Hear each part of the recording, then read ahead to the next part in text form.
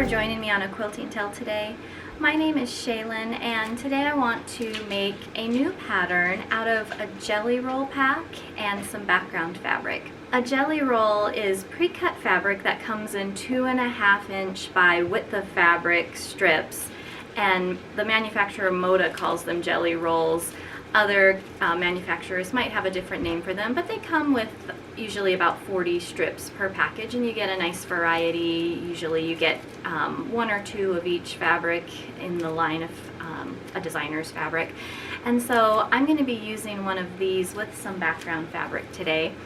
I was inspired recently to try making a pattern with Fat Quarter Shop's Jelly Roll Jackpot Challenge, where you use just one jelly roll.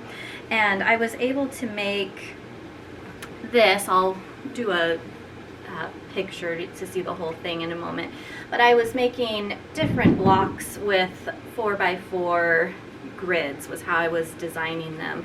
And so I used the jelly roll with the idyllic fabric here. And so I was able to use the entire jelly roll with just a little bit left over here. And so I ended up putting a white border on it too, just to make it a little bigger and break up this border going around it that's pieced. I felt like this was a good, picnic blanket size, but I want one a little bigger, and so to make a larger throw size, this time I'm going to use more background fabric with my jelly roll.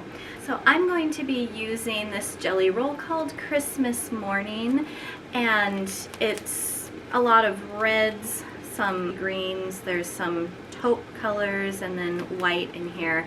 And like I said, I will use some background fabric to just make it a larger throw size quilt top.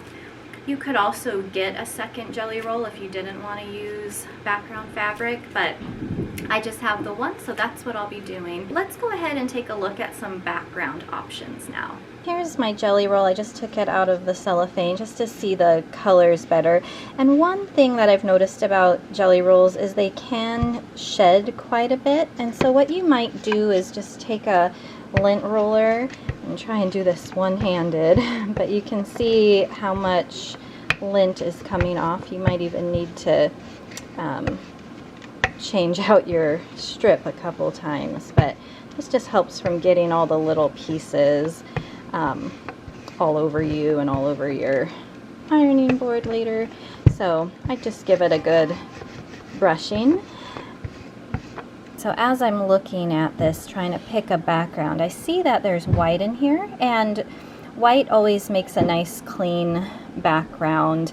What you want to be careful of, maybe, I noticed this going outside with a quilt before, is what looks like white to your eye in your house might be different in natural light. So I would suggest going to a window with natural light or outside, or like I have this hot light here that you can change the setting to different warm tones or white natural light, and you can up the brightness as high as it can go, and that really allows me to see the difference. I have 2 backgrounds that I keep on hand regularly. So this is the Bella Solids Bleached White and Bella Solids Ivory, and when I'm not under the light they look very similar, but here I can see this one's definitely warmer. So when I put my jelly roll there and just kind of compare this white here, I can see that it's definitely too creamy and yellow. This one here is going to be a better match, so that's a possible background. Another option is this Bella Solids Etching Slate color. When I hold the jelly roll strips up to it, I see there's some really lighter taupe ones, and when I look at the color, I'm looking at the background color is what I'm talking about here. So these ones I think match nicely, and since there's only a few, maybe I want to put this color in more, so I think I'll use this as my background. And when I buy this in larger quantities, I just keep track of how much I have of it. It comes in the bags when I order it from Fat Quarter Shop, so you can see, when I've used some, I just kind of update how much I've used and the SKU number so I can reorder, and so I think I'll use this one. When it's time to cut the fabric for your blocks, I would start with the fabric needs for this main block, which kind of makes a pinwheel. There's a cross and a pinwheel that springs out from the center, and you want to make sure you have enough. There's 3 types of fabric in each of these blocks. You'll have your background fabric, which is just blue in this case, and then you'll have 2 more from your jelly roll pack. So you just want to make sure that you have 4 half square triangles with the background fabric as one piece, and then the other matches the center, and then you'll need 4 of the other strip. So depending on how many colors come in your jelly roll, and when I say colors, I'm talking about the backgrounds of them. So in mine that I'm using here, the Christmas morning, we have red, we have these taupey colors, there's white and green. So I have 4 colors to really work with, plus my etching slate background that I'm going to use. Some jelly rolls, like this one from Maywood Studio, We Whisk You a Merry Christmas, comes with several colors. So we have different shades of brown, green, red, black, there's white and a gray in there. So there's more options and variety. So you really just have to see what kinds of colors you have and how you can space those colors out to give yourself some variety in your blocks. Let's talk about cutting the fabric now. This is a rough sketch of the layout I'm planning to do, and so you can see that it's made up of almost brick-like strips here, where I have different lengths, and I purposefully don't want to have to align any seams. So I'm going to be cutting these jelly roll strips into short, medium, and long lengths. And in my pattern I can make some that are more exact, but I'm gonna just kind of rough cut them so I can move them around and maybe cut off edges as I need to get them aligned where I want them to be. The thing I really need to pay attention to, though, and make sure I have enough fabric for, is my pinwheel blocks. So all these PWs, you can see there'll be 8 in each row, and there's 3 rows of them, so there's going to be 24 of these pinwheel blocks. And I made a sample just out of some different fabric here to show you what it would look like. So when I do the pinwheel blocks, I'm going to need 3 different colors, one being the background, so I'm just using blue as the background here, and then 2 other strips from the jelly roll. And so I'll want to make sure that I have enough to pair up the background with one color and then make the kind of cross shape here. So that one I want to cut for first to make sure I have enough coordinating fabric. And then I'm also going to have just some scrappy 9-patch blocks, and I'll have 2 rows of those, so 8 9-patch blocks, so I'll need 16 of those. So I'll cut the squares for those after the pinwheel blocks, and then with the remaining strips I'll make some long, medium, and short strips just to do this kind of brick effect here. I'll also mix in some background fabric as part of these brick strips because I know I won't have enough with just one jelly roll. If you had 2 jelly rolls, you wouldn't need to use any background fabric. The last thing to also consider with background is I'll have these little sashing strips in between each block. So I'm going to go ahead and get started with the cutting for the pinwheel block.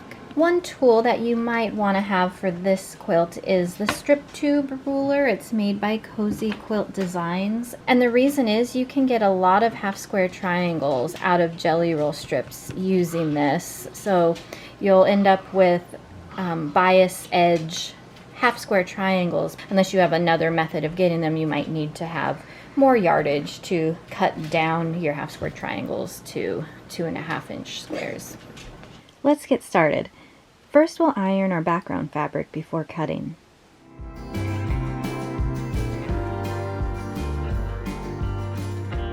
Next we'll cut 2.5-inch strips from our background fabric, which we'll use for the pinwheel, sashing strips, and bricks. You might even want some for your 9-patch blocks.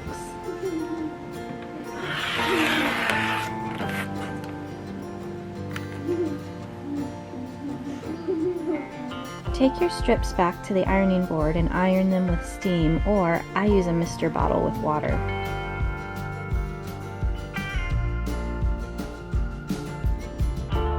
Now it's time to open up the jelly roll.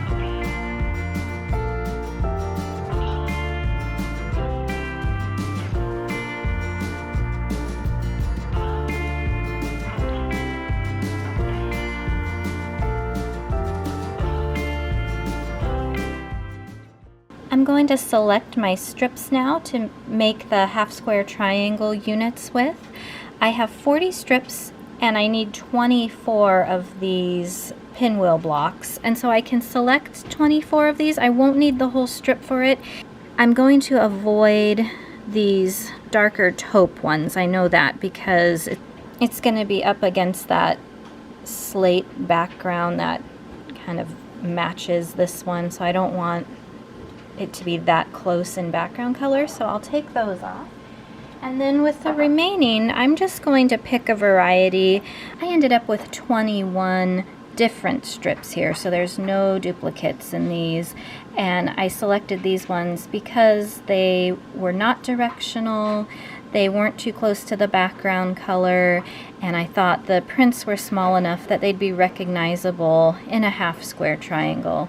So because I didn't quite make it to 24, there'll be 3 duplicate blocks that have the same pinwheel fabrics in it, but that's okay. There's so many, I can mix them up. The ones I did not select were the ones that were close to the background color, the stripes that I can't control the orientation of, and then there were also some like this one that had text, which I thought would be better either in the scrappy 9-patch block or in the longer brick strips. Same thing with the doves. While I thought they could be turned and their orientation wasn't as important, because they're bigger, if part of them got cut off with the half square triangle, they might not be as recognizable. So I thought I'd save those two for the 9-patch and bricks. So I'm going to go ahead and start making my strip tubes and show you how the strip tube ruler works with my pinwheel half square triangles.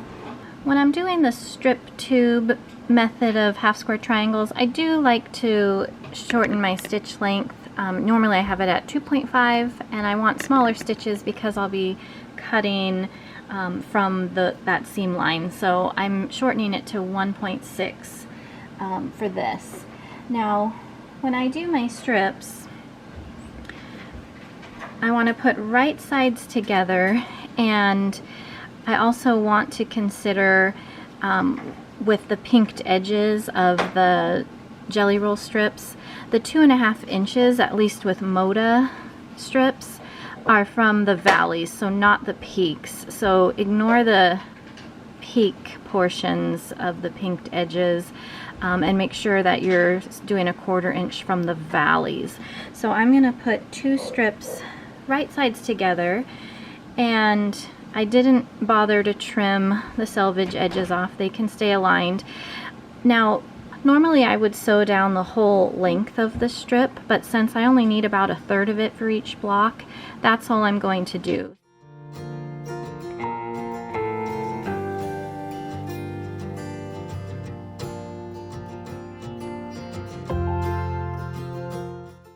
I'm going to demonstrate how to use the strip tube ruler now.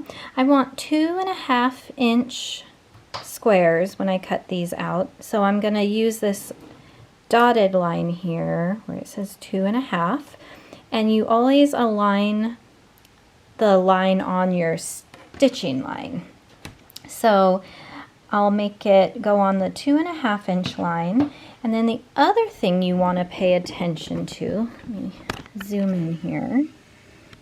You can see I have my 2.5 inch line on my white stitching line, and then where it says 2.5 on the side, that's going to show you where your square edges will be. And so you just want to make sure that, you know, it's not over here in your selvage edges where you see these dots here. So just make sure that it's far enough away that the 2.5 inch line always has the fabric that you want in between it. So when you're all aligned, you'll make your first cut. Just hold it firmly and cut on both sides.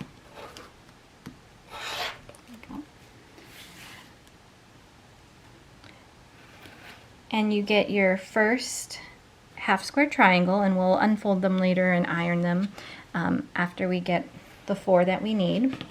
You may have noticed I didn't iron the jelly roll strips, and that's because it'll all get ironed when we open the triangles. So now I'm just rotating the ruler 180 degrees, and again I'm going to line the 2.5 inch line up on my dotted lines. Make sure I'm at 2.5 and not 3.5, because I have done that before. And I can go all the way to the edge, and I can see that the 2.5 inch slanted marks here are all aligned. There's fabric lining up with them. So I'm just going to make one cut this time. And I'm going to give it a spin again. And at this point, you might need to cut a clean edge. You can see again putting it on 2.5 inches. In order to get my 2.5 inch mark, the slanted one here, there's 2.5. I need to scoot it down. I have this little extra strip of fabric left that I need to cut off. If I tried to go right to the edge and line it up on the dotted line, you can see that my 2.5 inch mark is hanging off the fabric. So I need to make sure it's at a place where the 2.5 inch line is on the thread line, but also on the side here is aligned with the edge of the fabric. So I'm going to cut off both sides again.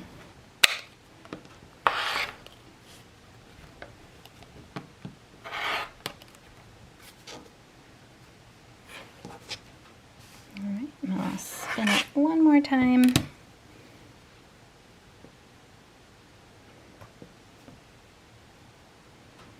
And that one I can line up perfectly. I only need to do one cut, so it usually seems to be after, you know, a full spin. When you're back to where you started, you have to make a fresh cut, is what I usually find. So I have my 4 triangles. With what's left of the jelly roll strip, I'm going to cut 5 2.5 inch squares. One of them will be for the pinwheel, and the other 4 I'll be using in another pinwheel block as the contrasting fabric. I've got my 5 squares here, and I still have quite a bit of this jelly roll left, so I might cut more of it to be part of the 9 patch blocks, or it might become a medium size brick strip. I'll just make that call with each one that I cut, knowing how many I need of each. Before I cut the rest of my strips and make the strip tubes, I'm going to show you what to do with those half square triangle pieces. So we have to remember that the cut edges are the bias edges now, and they can stretch and be warped. So we want to keep them as straight as possible and just kind of press down and squish down the seam here.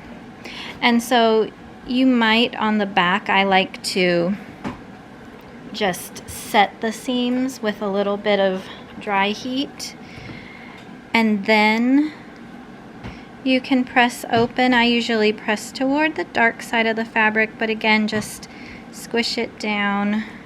Try not to stretch it too much. And then when I press it, I just hold it down. I try not to rock the iron back and forth a bunch because you don't want to stretch it. You can also steam it when you do this part,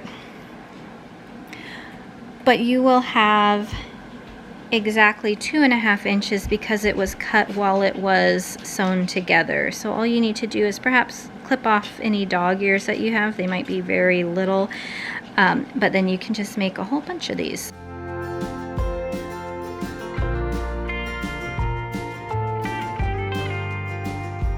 Alright, so I have my 4 half square triangles that are exactly 2.5 inches thanks to the strip tube ruler, plus an additional 2.5 inch square to be the center, and then I have 4 more 2.5-inch squares to be combined with another block, and that will be these kind of coral color pieces in the quilt later. So I want to keep these together and keep these together to combine with a different set of half square triangle sets. So I'm going to go ahead and continue cutting my jelly roll strips and making my strip tubes, and the pattern will show you how many of each that you need, but I'll come back when I'm ready to assemble the pinwheel block. I spread out my sets of half square triangles with matching centers on one side of my ironing board.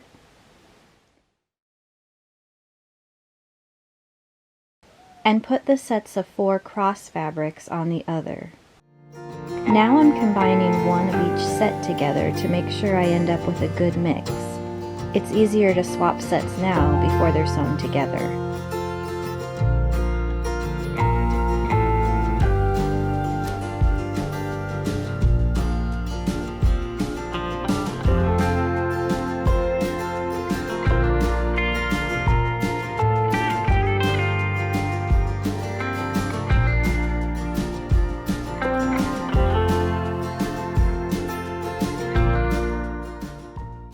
When you're ready to assemble your pinwheel blocks, let me share a tip to orient the half square triangles the right way. Stack all 4 half square triangles in the upper left corner with their backgrounds on the bottom left. Leave one in the upper left. Pick up the remaining 3 and spin them clockwise 90 degrees. Leave one in the upper right and continue doing the same thing around the block like so.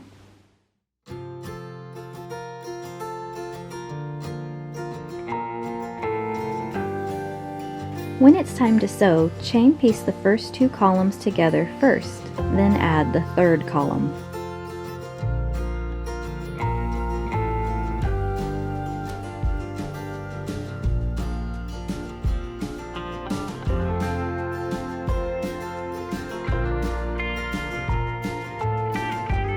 Press the top and bottom rows seams toward the center. Press the center rows seams away from the center. This will allow you to nest the seams when you sew the rows together.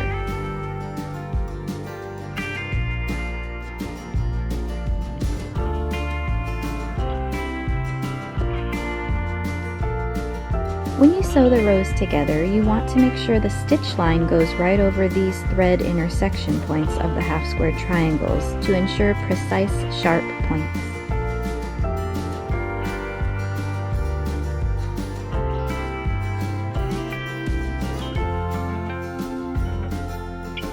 Press the seams toward the center. When your pinwheel blocks are finished, choose 9 to sash together so there's a sashing strip on each side of each block. Now it's time to make the 9 patch blocks. Select 9 squares per block. This is a fun job for the kids. My daughters loved helping with this. Sew the 9 patch blocks the same way the pinwheel blocks are sewn.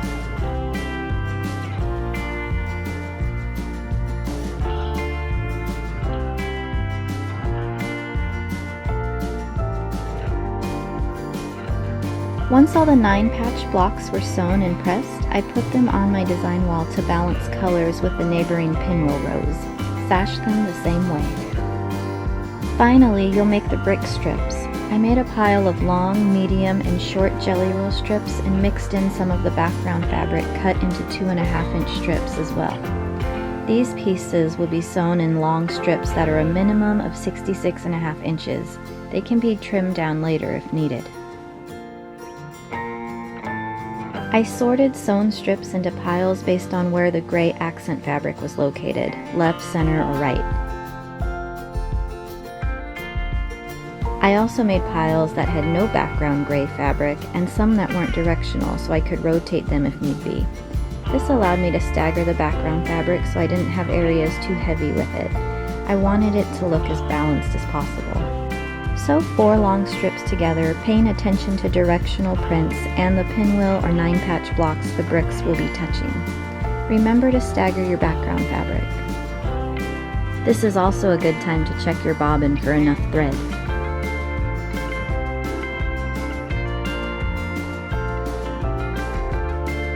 Now you can start attaching the pinwheel row. Be careful to cross those thread intersection points to keep the sharp points of the pinwheels.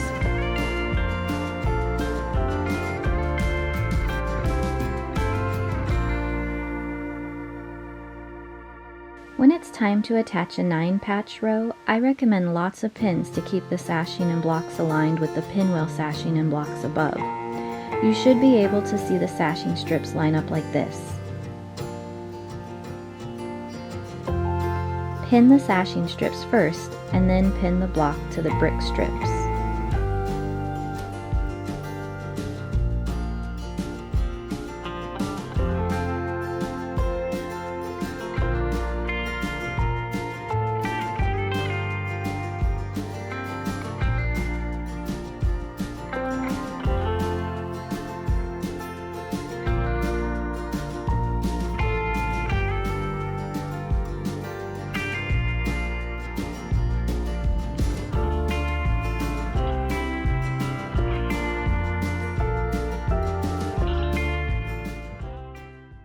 Find a marking point where you know you should have a straight line. So for example, if I'm going to cut off a little excess here because I'm shorter at the top, I can see I'm going to be 1 3/4 inches in from my outer edge piece here, my gray sashing strip. So I can align all my gray sashing strips to 1 3/4 just to align them, and that way the same amount of sashing strip is going to show up. Or I could add a little more to the ends of my longer jelly roll strips, but I'm just going to cut those off. I know it'll make my sashing strips a little skinnier than the ones inside, but I don't think it'll be too much of a difference, so I'm gonna just go ahead and do it that way.